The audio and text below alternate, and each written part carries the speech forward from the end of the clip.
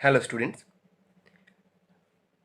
এটা আমার কন্ডাকশানের third part. আমি এর আগে কিন্তু কন্ডাকশানের 1 and 2nd পার্টে আমি কিন্তু দেখিয়েছি যে কিভাবে আমাদের ব্যান্ড থিওরি কাজ করছে। দেখো, আমি আগের ভিডিওতে একদম প্রথম দিকে যে ভিডিওগুলো আমি দেখিয়েছিলাম সেখানে আমি দেখিয়েছিলাম যে কোনো একটা সোডিয়াম এর 11টি ইলেকট্রন রয়েছে এবং তার যে ইলেকট্রনিক কনফিগারেশন রয়েছে সেটা কি হয় 1s2 2s2 2p6 and 3s1। এবং যখন একটি সোডিয়ামের সঙ্গে অপর কোনো সোডিয়াম ওভারল্যাপ করছে তখন কি হয়, তখন এই প্রতিটা 1s 2s 2p 3s atomic orbital থেকে হয়ে যায় মলিকিউলার অরবিটাল। তখন কি হয়ে যায়, প্রতিটা 1s এর দুটো ভাগ, 2s এর দুটো ভাগ, 2p দুটো ভাগ, 3s এর তিনটে ভাগ, দুটো ভাগ, এরমভাবে সবারই কিন্তু দুটো করে ভাগ চলে আসে। কিন্তু যখন কি হয়, তিনটে সোডিয়াম অ্যাটম ওভারল্যাপ করে তখন প্রতিটা part 1s 2s 2p 3s এই প্রতিটা অরবিটাল কি হয়ে যায়, তিনটি করে কিন্তু আমাদের ভাগে ভাগ হয়ে যায়। এবং আমি এটাও দেখিয়েছিলাম যখন কি হয়, যখন কোনো একটা সোডিয়াম আমি একটা সলিড নেব, মানে যেখানে অনেক huge number of atom overlap করে আছে, মানে ঠিক এই ছবিটার মতো, যেখানে কি বললাম 10⁻23 নাম্বার অর্ডারের কি রয়েছে, সোডিয়াম অ্যাটমগুলো কি রয়েছে, ওভারল্যাপ করে আছে। এবং সেখানে কি হয়, স্বভাবতই সেখানে 1s 2s 2p 3s এই সবগুলো কিন্তু না অ্যাটমিক অরবিটাল থাকে না মলিকিউলার অরবিটাল থাকে, তখন হয়ে যায় ব্যান্ড, এনার্জি ব্যান্ড হয়ে যায়।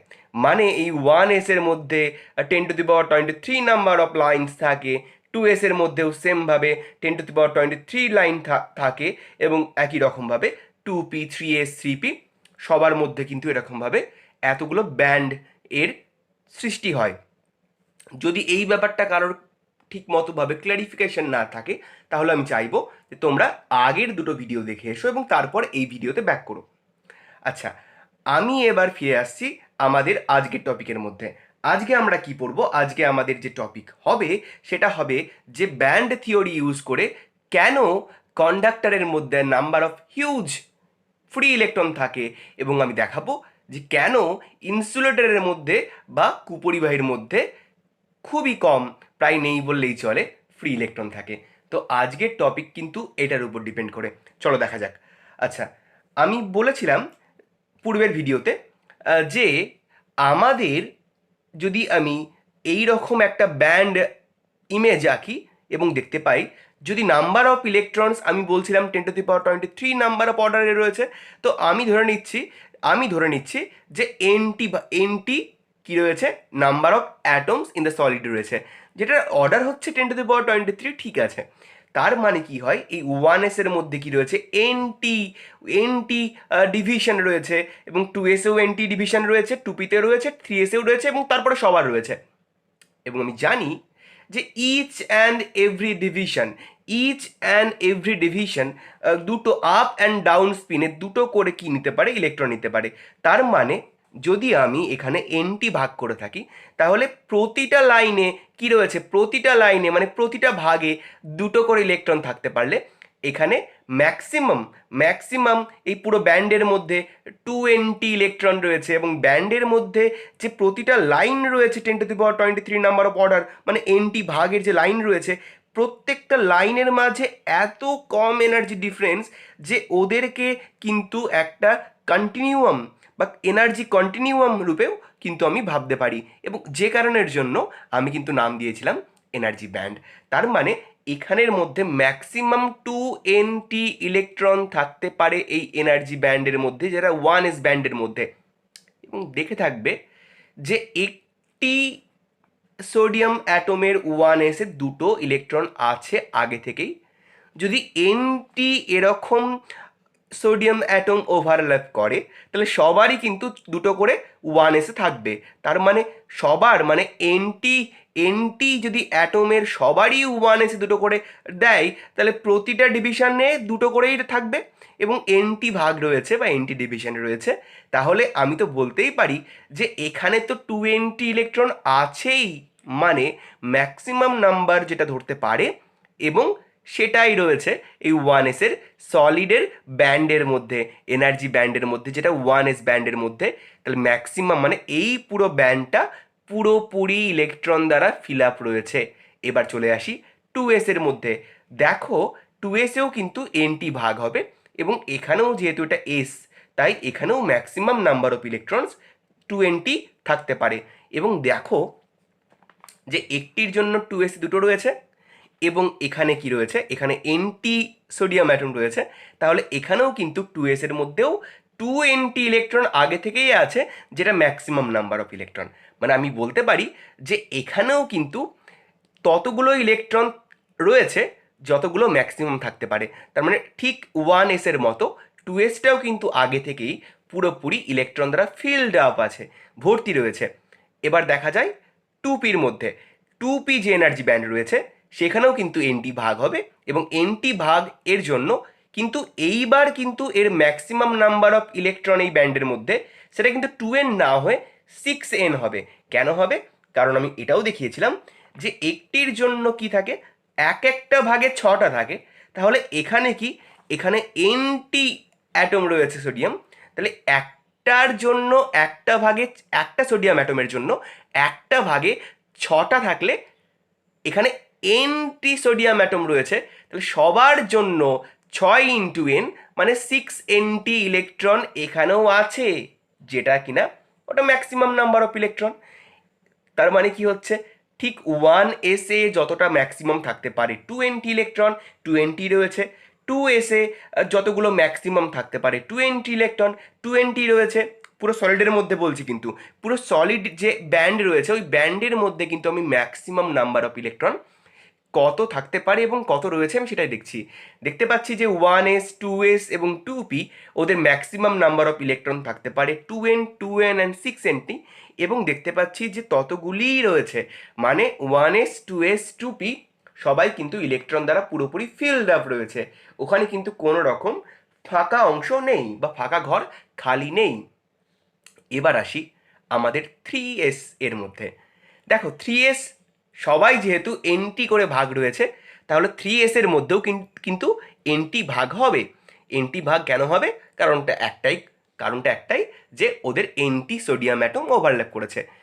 এবং তাহলে এখানে যদি এনটি ভাগ হয়ে থাকে এই ব্যান্ডের মধ্যে, তাহলে যেহেতু এটা এস, তাহলে এসে কি হয়, এসে আমি 3s-এ দেখিয়েছিলাম যে এখানেও কিন্তু একটা ইলেকট্রন। আচ্ছা দেখো 3s-এ বা 2s-এ বা 1s-এ কিন্তু একটা, যদি একটা ভাগ ভাবি, সেখানে কিন্তু থাকতে পারে ম্যাক্সিমাম দুটো ইলেকট্রন। এস কি হয়, একটা আপ স্পিনের, একটা ডাউন স্পিনের। তাহলে 3s-এর যদি আমি দেখি যে ম্যাক্সিমাম নাম্বার অফ ইলেকট্রন কত থাকতে পারে এই ব্যান্ডের মধ্যে, তাহলে ব্যান্ডের মধ্যে ম্যাক্সিমাম ইলেকট্রন দেখার আগে আমাকে দেখতে হবে 3s একটা লাইন বা 3s একটা অ্যাটমিক অরবিটাল থাকলে কটা থাকতে পারতো। আমরা জানি 3s বলো, 2s বলো, 1s বলো, 4s বলো, 5s বলো, যে কোনো অ্যাটমিক অরবিটালে দুটো ইলেকট্রন থাকতে পারে, একটা আপে একটা ডাউনে।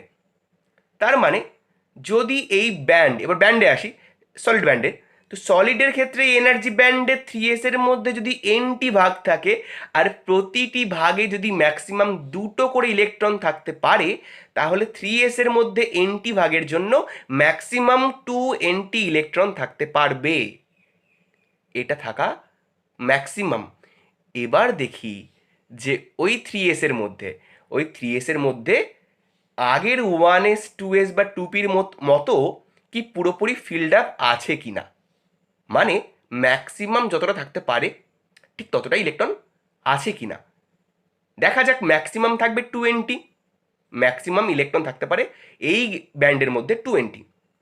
কিন্তু সোডিয়াম অ্যাটমের জন্য আমি দেখতেই পাচ্ছি 3s-এ একটা আপ থাকে, তার মানে এখানে কিন্তু দুটো নেই, আর এখানে একটা থাকার কারণে এখানে এনটি ভাগে একটা করে থাকবে। তার মানে অ্যাকচুয়ালি থাকবে কটা থাকবে এখানে ইলেকট্রন, অ্যাকচুয়ালি আছে 3s এর মধ্যে, কিন্তু n×1 মানে এনটি ইলেকট্রন। এইবার এইখানেই আমাদের আসল বিষয়। 3s যে এনার্জি ব্যান্ড রয়েছে, ম্যাক্সিমাম ইলেকট্রন থাকতে পারতো 20, কিন্তু রয়েছে এনটি। তার মানে 1s 2s 2p যে এনার্জি ব্যান্ড, ওদের মতো কিন্তু এটা পুরোপুরি ফিল্ড আপ নেই। কোনটা? 3s কিন্তু পুরোপুরি ফিল্ড আপ নেই, ওটা পার্সিয়ালি ফিল্ড, পার্সিয়ালি বা আংশিকভাবে ফিল্ড। এবার এইটা শুধুমাত্র সোডিয়ামের জন্য নয়, কিন্তু তোমরা দেখতে পাবে যদি আমি এইখানে যদি আমি এইখানে একটা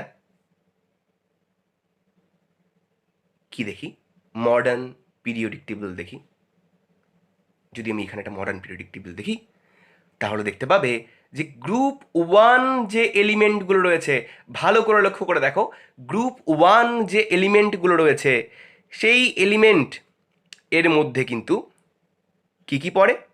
lithium, sodium, potassium, rubidium, caesium, francium.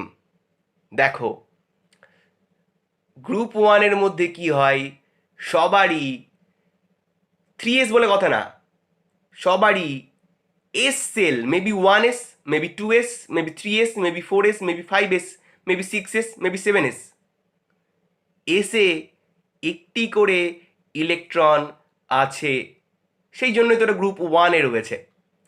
এর ফলে কি হবে? এর ফলে যদি ওদের যে সলিড ব্যান্ড এনার্জি ব্যান্ডের কথা ভাবি, কাদের কাদের? Lithium, sodium, potassium, rubidium, caesium, francium, এবং তখন ওই যে এনার্জি ব্যান্ড, ওই এস যে energy band, maybe 1s, maybe 2s, maybe 3s, maybe 4s, ওই যে এনার্জি ব্যান্ডের যে ম্যাক্সিমাম নাম্বার অফ ইলেকট্রনস থাকতে পারতো 2nt, কিন্তু থাকবে হচ্ছে nt। মানে ওরা সবাই কিন্তু পার্সিয়ালি ফিল্ড, কখনোই ফুললি ফিল্ড নয়। আবার যদি আমরা দেখি 11 গ্রুপে, ভালো করে দেখো 11 যে গ্রুপ রয়েছে সেখানে কিন্তু কারা রয়েছে? আচ্ছা, 11 গ্রুপ মানে কি? 11 গ্রুপ মানে হচ্ছে যেখানে কপার, সিলভার, অরিয়াম বা সোনা। দেখো এদেরও কিন্তু লাস্ট কক্ষপথে কিন্তু রয়েছে এস যে অরবিটাল রয়েছে, একজনের রয়েছে 4s, একজনের রয়েছে 5s, একজনের রয়েছে 6s, এবং কারোরই কিন্তু ফিল্ড নয়। দেখো কপারের কিন্তু 3d10 4s1, অ্যান্ড কিন্তু সিলভার রয়েছে 5s1-এ লাস্ট ইলেকট্রন রয়েছে, এবং অরিয়ামে রয়েছে 6s1। তাহলে কিন্তু আমি বুঝতে পারছি যে গ্রুপ 11 এবং গ্রুপ 1-এর মধ্যে একটা সিমিলারিটি রয়েছে, সেটা হচ্ছে ওদের কিন্তু লাস্ট কক্ষপথে এস অরবিটাল কিন্তু ফিল্ড নয়, ওটা কিন্তু আনফিল্ড রয়েছে। যখন ওদের সলিড ব্যান্ড দেখব, ওখানেও আমি দেখব পার্সিয়ালি ফিল্ড রয়েছে, কখনোই ফুললি ফিল্ড নয়। যেমন তোমরা দেখবে কপারের স্ট্রাকচার দেখো না, 11 যেখানে রয়েছে ওখানে কি রয়েছে? কপার রয়েছে, সিলভার রয়েছে, এইউ সোনা রয়েছে, অরিয়াম রয়েছে। তার মানে ওখানেও দেখবে তোমরা ওদের সলিডের জন্য পার্সিয়ালি ফিল্ড ব্যান্ড পাবে। তার মানে লিথিয়াম বলো, সোডিয়াম বলো, পটাশিয়াম বলো, রুবিয়াম বলো, সিজিয়াম বলো, ফ্রান্সিয়াম বলো, গ্রুপ 1 মেটাল, এই গ্রুপ 1 যে এলিমেন্টগুলো রয়েছে এদেরকে আমরা কি বলি? অ্যালকালি মেটালস বলি। এবং গ্রুপ 11 নাম্বারে যে এলিমেন্টগুলো রয়েছে, কপার, সিলভার, অরিয়াম, তার মানে এরাও কিন্তু কি রয়েছে? ওদের সলিডের মধ্যে যদি আমি দেখি, তাহলে ওদের যে এনার্জি ব্যান্ড, ওই ব্যান্ডেও কিন্তু কি হবে? ঠিক একই রকমভাবে পার্সিয়ালি ফিল্ড ব্যান্ড পাবো, ফুললি ফিল্ড ব্যান্ড পাবো না। ভালো করে মাথায় রাখবে। কিন্তু কিছু কিছু পদার্থ অন্য রয়েছে যেগুলোকে আমরা ইনসুলেটর বলে চিনি বা কুপরিবাহী বলে চিনি, তাদের দেখা যায় স্ট্রাকচারে এরকম পার্সিয়ালি ফিল্ড ব্যান্ড পাওয়া যায় না, তাদের সেই ব্যান্ডগুলো হয় ফুললি ফিল্ড, ফুললি ফিল্ড। এবার এতে কি যাই আসে এটা জানার আগে আমি কিন্তু দুটো জিনিস লিখব, দুটো জিনিস আমি লিখব। একটা হচ্ছে ভ্যালেন্স ব্যান্ড অ্যান্ড নাম্বার 2তে লিখব কন্ডাকশন ব্যান্ড। এবার এগুলো কি সেটা জানবো, তার আগে আমরা দেখব একটা অ্যাটমিক স্ট্রাকচার। দেখো, valence band and conduction band কি সেটা জানার আগে আমি দেখব একটা সিঙ্গেল অ্যাটমিক স্ট্রাকচার, আবার সেই পূর্বের অ্যাটমিক স্ট্রাকচার যেগুলো আমরা অনেক আগে থেকেই পড়ে এসেছি। আমি আর দুটো কক্ষপথের বেশি আঁকলাম না। এটা নিউক্লিয়াস, এটা ইলেকট্রন এখানে ঘুরছে, দুটো ইলেকট্রন আঁকলাম, এখানে একটা বাইরে একটা ইলেকট্রন আঁকলাম। দেখো, বাইরের যে ইলেকট্রনটা রয়েছে তাকে বের করা কি হয়, ইজি হয়। তো এই ইলেকট্রন যখন বাউন্ড রয়েছে, এইখানে রয়েছে, তার মানে যদি এই কক্ষপথ থেকে আর সামান্য বাইরে বের করতে চাই, যদি বের করে দিই, তাহলে এই ইলেকট্রন হয়ে যাবে ফ্রি, এটা হয়ে যাবে ফ্রি ইলেকট্রন।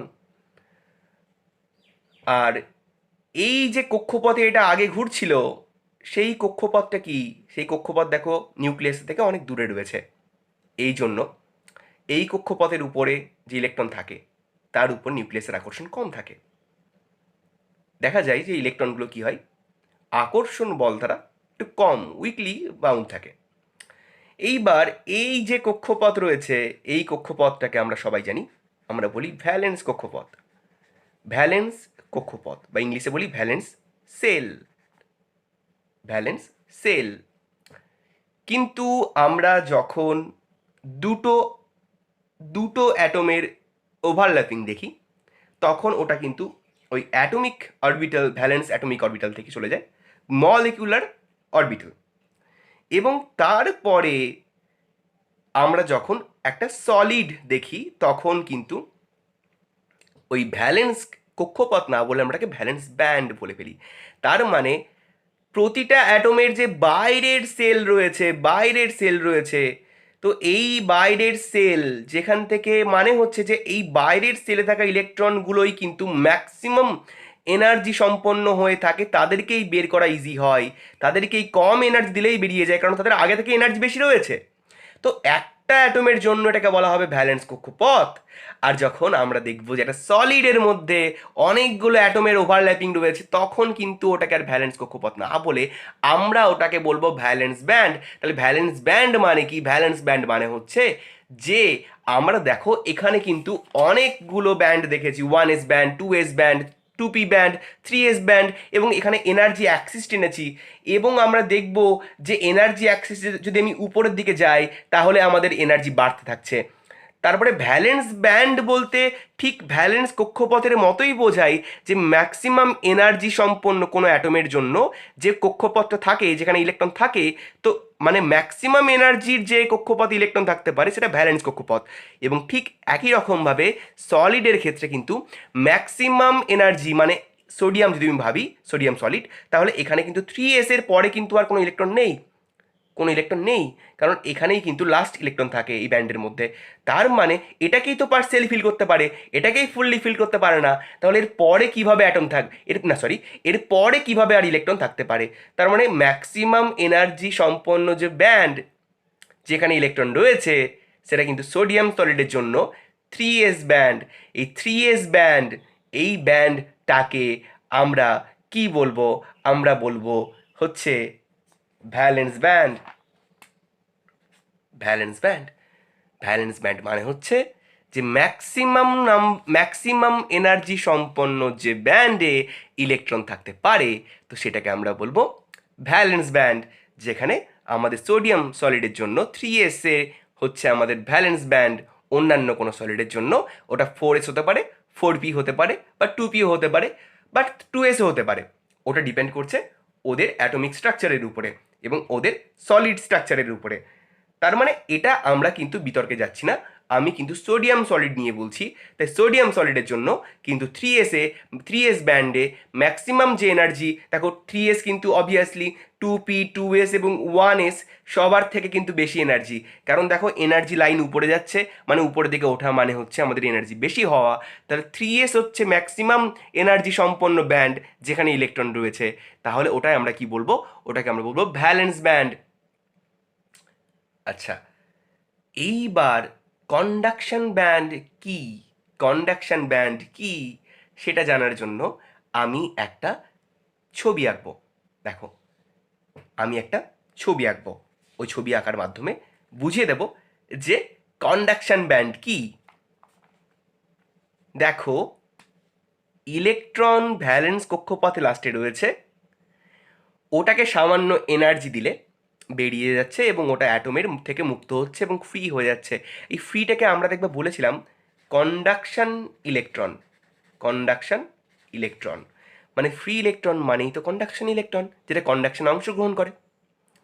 তার মানে যদি আমরা ভ্যালেন্স ব্যান্ড থেকে সামান্য এনার্জি সম্পন্ন এনার্জি দিয়ে ওটাকে হায়ার স্টেটে পাঠাতে পারি, তাহলেই তো ওটা ভ্যালেন্স কি ভ্যালেন্স ব্যান্ড থেকে চলে যাবে কন্ডাকশন ব্যান্ডে।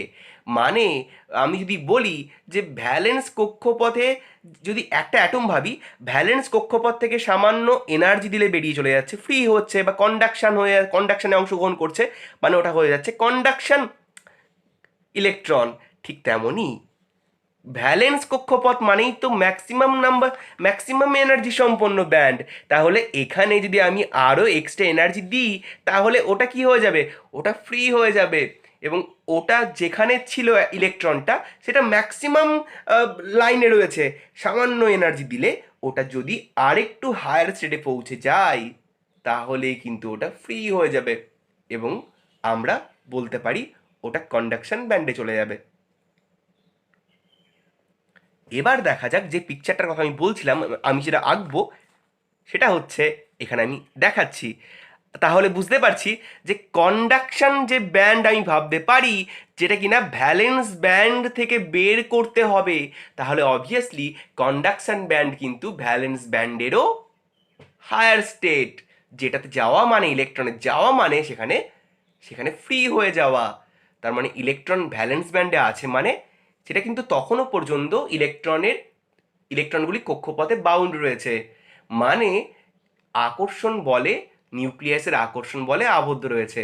তাহলে ওর থেকে যদি সামান্য বেশি এনার্জি দিয়ে আমি ভ্যালেন্স ব্যান্ড থেকে তার হায়ার স্টেটে পৌঁছতে পারি, অ্যান্ড সেই হায়ার স্টেটটাকে আমরা কি বলবো? সেটাকে আমরা বলবো কন্ডাকশন ব্যান্ড। ব্যান্ড কেন বলছি? কারণ সেটা কিন্তু সলিডের জন্য বলছি। এবার আমি একটা ছবি আঁকতে চলেছি, ভালো করে দেখবে কি ছবি সেটা হবে ভ্যালেন্স ব্যান্ড।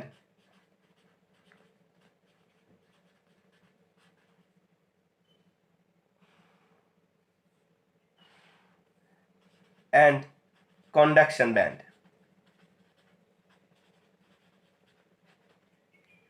এবার কার জন্য আঁকবো? সেটা হচ্ছে যে আমি বললাম গ্রুপ 1 এলিমেন্টস কি কি রয়েছে আমি সেগুলো দেখিয়েছিলাম একটু আগেই বললাম, লিথিয়াম, সোডিয়াম। আবার গ্রুপ 11 রয়েছে, কি বললাম? Copper, silver.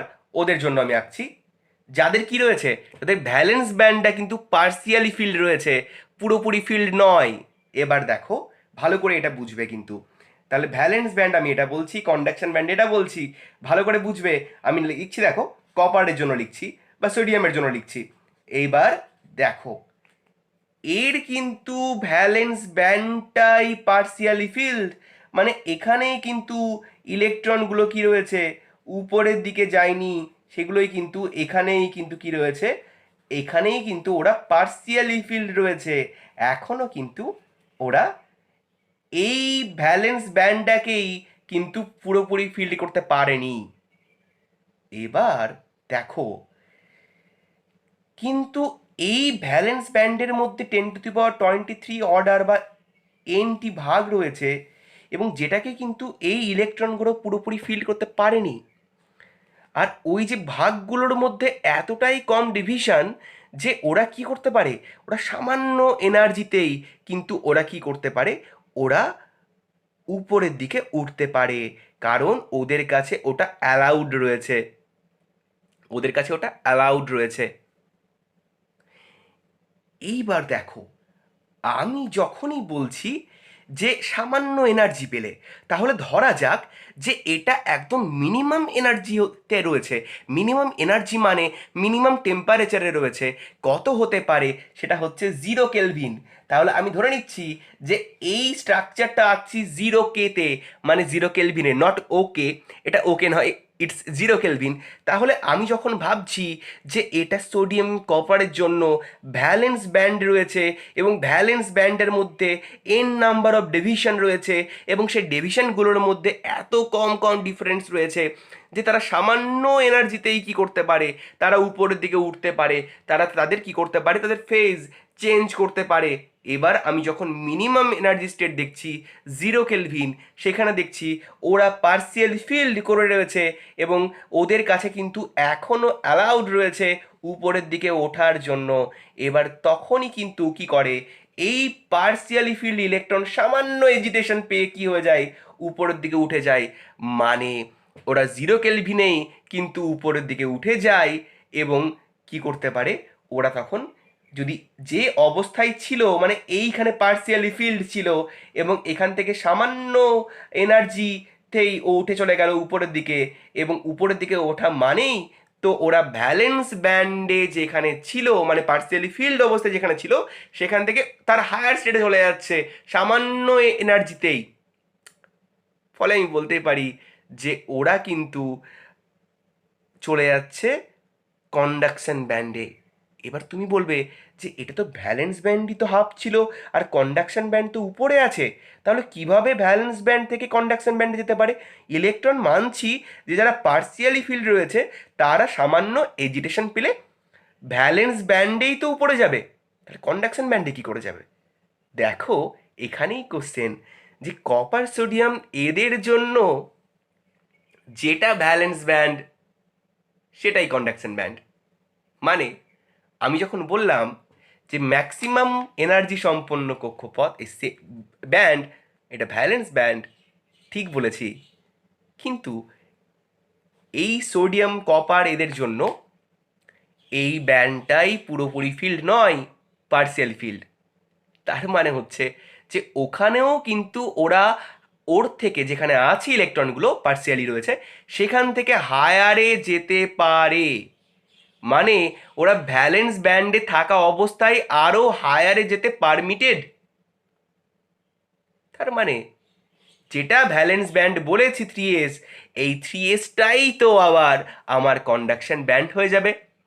তার মানে এই সমস্ত অ্যাটম, বা এই সমস্ত অ্যাটম দ্বারা গঠিত সলিড কারা, যারা গ্রুপ 1-এ রয়েছে বা গ্রুপ 11-এ রয়েছে, যেমন কারা, কপার, সোডিয়াম, সিলভার, এরা, এদের জন্য ভ্যালেন্স ব্যান্ড আর কন্ডাকশন ব্যান্ড কিন্তু আলাদা করে নাম দেওয়ার প্রয়োজন নেই। এই দুটোই কিন্তু একই একই জায়গায় রয়েছে।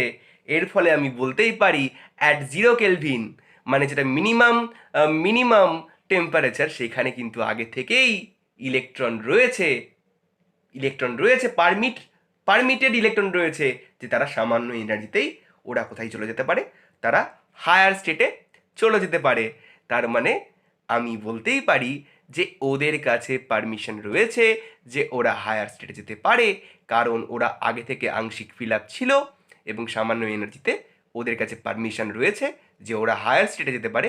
এবং তাই এই সমস্ত সলিডের জন্য, কপার, সোডিয়াম, এদের জন্য ভ্যালেন্স ব্যান্ড অ্যান্ড কন্ডাকশন ব্যান্ডকে আলাদা করে চেনার কোনো উপায় নেই। ওদেরকে আমরা ভাববো যে ওরা ওভারল্যাপ করে আছে।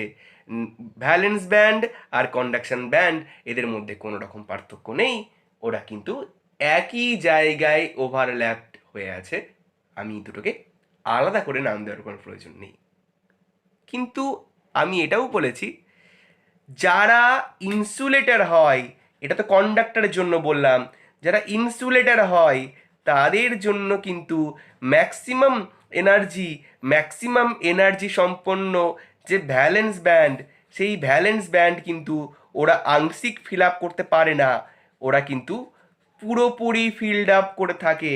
মানে ওখানে কিন্তু ওরা কি রয়েছে, ওরা কিন্তু পুরোপুরি ফিল্ড আপ করে রয়েছে।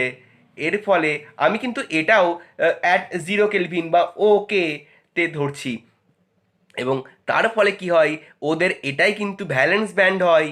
আর এর পরে কিন্তু এটাতেই কিন্তু ওদের পারমিসিবল হায়ার এনার্জি স্টেট নেই ইলেকট্রনের জন্য।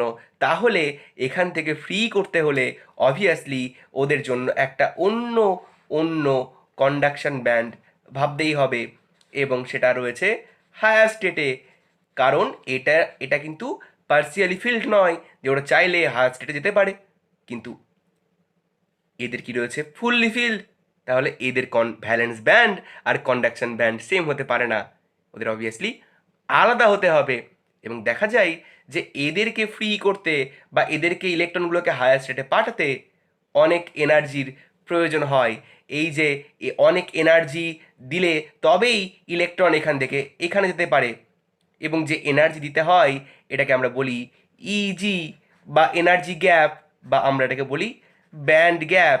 এই ব্যান্ড গ্যাপের মান greater than 4 EV. EV is electron volt, যেটা হচ্ছে এনার্জির একক, যেমন জুল, যেমন আর্গ, এদের মতো। এটা আমরা পরে পড়বো, এটা নিয়ে তোমরা এত ভেবো না। তাহলে আমি বলতে চাইছি যে ভ্যালেন্স ব্যান্ড আর কন্ডাকশন ব্যান্ড কিন্তু ইনসুলেটর বা কুপরিবাহীর জন্য সুপরিবাহীর মতো একই জিনিস নয়, এদের মধ্যে পার্থক্য রয়েছে। কেন রয়েছে? কারণ এদের মধ্যে ভ্যালেন্স ব্যান্ডটাই আংশিকভাবে ফিল্ড আপ ছিল, এবং ওদের কাছে পারমিসিবল স্টেট ছিল ভ্যালেন্স ব্যান্ড থেকেই উপরে যাওয়ার জন্য, কিন্তু যেটা ইনসুলেটরের মধ্যে ছিল না। তাই ওদেরকে হায়ার স্টেটে যেতে হলে ওদের কিন্তু অন্য ব্যান্ডে যেতে হবে, যেটাকে আমি কন্ডাকশন ব্যান্ড নাম দিয়েছি, এবং যেটা কিন্তু এর মতো ওভারল্যাপিং হয়ে নেই। মানে 0 কেলভিনেই এর মতো ইলেকট্রন কি কি ইলেকট্রন কন্ডাকশন ব্যান্ডে যেতে পারবে না। মানে ভ্যালেন্স ব্যান্ড মানেই তো কন্ডাকশন ব্যান্ড রয়েছে, কিন্তু এর জন্য কি রয়েছে, এর জন্য ব্যান্ড গ্যাপ রয়েছে। মানে ওকে এত এনার্জি, যেটার মান আমি 4 ইভি বা 5 ইভি হতে পারে, অত আমি কোয়ান্টিটেটিভলি যাচ্ছি না। তাহলে কি হচ্ছে, তাহলে অত এনার্জি দিলেই তবেই কিন্তু ওরা যেতে পারবে। তাই অ্যাট 0 কেলভিন কিন্তু আমি দেখব যে কন্ডাক্টারের সলিডের মধ্যে প্রচুর ফ্রি ইলেকট্রন থাকবে, কারণ N number of electrons, N number of atoms রয়েছে, এবং সবাই যদি একটা করে কন্ট্রিবিউট করে তাহলে প্রচুর ইলেকট্রন চলে আসবে। আর সেটা কিনা 10⁻23 নাম্বার অফ অর্ডারে, মানে হিউজ হিউজ নাম্বার অফ। আর এটার মধ্যে কিন্তু অ্যাট 0 কেলভিন কোনো ইলেকট্রনই কন্ডাকশন ব্যান্ডে যেতে পারবে না, মানে সবাই বাউন্ড থাকবে। মানে মানে সব ইলেকট্রনই অ্যাটমের মধ্যে নিউক্লিয়াসের আকর্ষণ দ্বারা আবদ্ধ রয়েছে। তার ফলে আমি কি পাবো, আমি কন্ডাকশানের সলিডের মধ্যে এমন কিছু ইলেকট্রন প্রচুর পরিমাণে পাবো অ্যাট 0 কেলভিন, যারা নিউক্লিয়াসের আকর্ষণ বল থেকে মুক্ত হয়ে অ্যাটমের বাইরে চলে গেছে, এবং তারা ফ্রিলি ঘুরতে পারছে, কারণ তারা কন্ডাকশন ব্যান্ডে আগে থেকেই রয়েছে। কিন্তু আমি ইনসুলেটরের মধ্যে কি পাবো, আমি দেখতে পাবো যে অ্যাট 0 কেলভিন ভ্যালেন্স ব্যান্ডের মধ্যে থেকে কিন্তু কোনো ইলেকট্রনই কন্ডাকশন ব্যান্ডে যায়নি। মানে আমি এই সলিডের মধ্যে প্রায় নেই বললেই চলে এমন ইলেকট্রন পাবো যারা অ্যাটমের বাইরে রয়েছে। এবার মানে এখানে আমি 0 কেলভিনে প্রচুর ফ্রি ইলেকট্রন পাচ্ছি, আর আমি এর জন্য কোনো প্রকারই প্রায় নেই বললেই চলে ফ্রি ইলেকট্রন পাচ্ছি অ্যাট 0 কেলভিন। দেখো আজকে আমরা যা জানলাম সেটা হচ্ছে যে কেন কন্ডাক্টরের মধ্যে ফ্রি ইলেকট্রন রয়েছে অ্যাট 0 কেলভিন, আর কেন কুপরিবাহীর মধ্যে কোনো রকম ফ্রি ইলেকট্রন নেই অ্যাট 0 কেলভিন।